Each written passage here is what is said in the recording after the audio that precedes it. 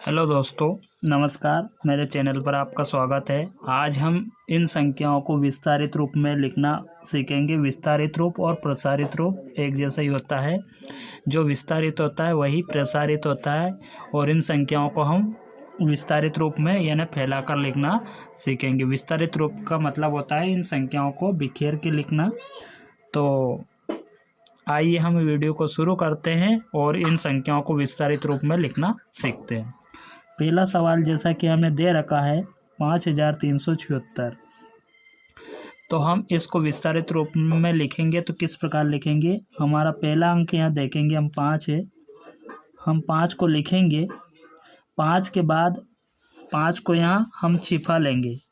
छिपाने के बाद हमारे जो अंक बचे हैं उतने शून्य हम 5 के पीछे लगाएंगे, यानी 5 के बाद हमें ये शून्य लगाना है। तो हम 5 को छिपाने के बाद हमारे 1 2 3 अंक बचे हैं, तो 3 शून्य हम 5 के पीछे लगाएंगे। 1 2 3। इस प्रकार हमने 5 को लिख लिया और 5 के पीछे शून्य लगा दी। फिर अब प्लस का साइन बना देंगे इसके पीछे। अगला अंक हमारा 3 है। 3 लिखेंगे यहाँ पे। 3 को लिखने के बाद 3 को भी छिपा लेंगे। अब देखेंगे 3 के बाद कितने अंक हमारे छूटे हुए हैं। 1 2, तो 2 शून्य हम 3 के बाद लगा देंगे। फिर प्लस का साइन बनाएंगे। फिर अगला अंक हमारा 7 है। हम 7 लिख लेंगे। अब 7 को लिखने के बाद 7 को भी छिपा लेंगे। छिपाने के बाद हमारा सिर्फ एक ही अंक बचा 6, तो 6 का शून्य लगा लेंगे। इस प्रकार फिर प्लस का साइन बनाएंगे। 6 लिखेंगे और देखेंगे 6 के पीछे कोई अंक नहीं है। 6 को छिपाने के बाद हमारे पास कोई अंक नहीं बच जाता है, तो हम 6 से कैसे लिख देंगे। इस प्रकार ये हमारा पहली संख्या का प्रसारित रूप हो गया। इसी को प्रसारित रूप और इसी को विस्तारित रूप कहते हैं। अब अगला सवाल हमारा है 97,867। इसी प्रकार इसको लिखेंगे। 9 को लिखेंगे और 9 को हम छिपा लेंगे।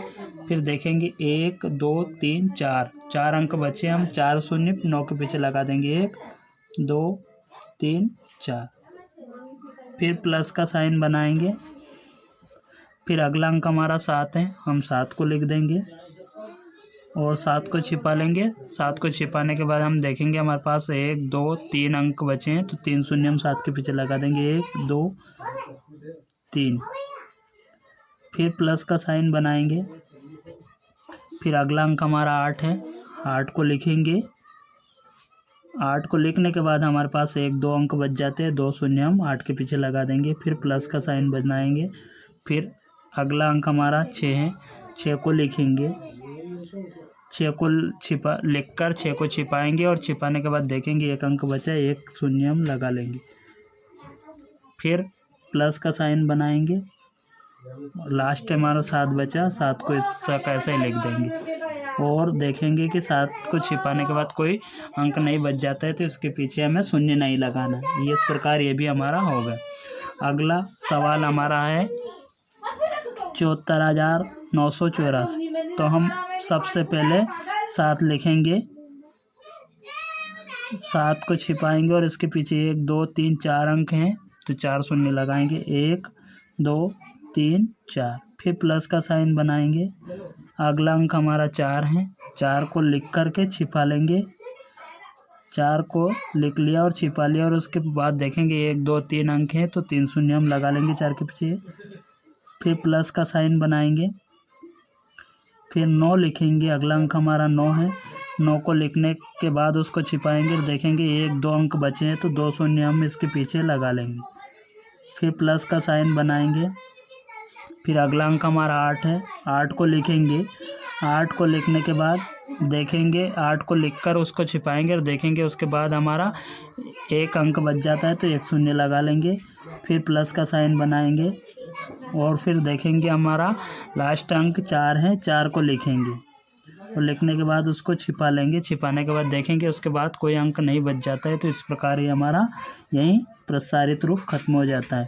फिर इसी प्रकार अगली संख्या 97,834 है।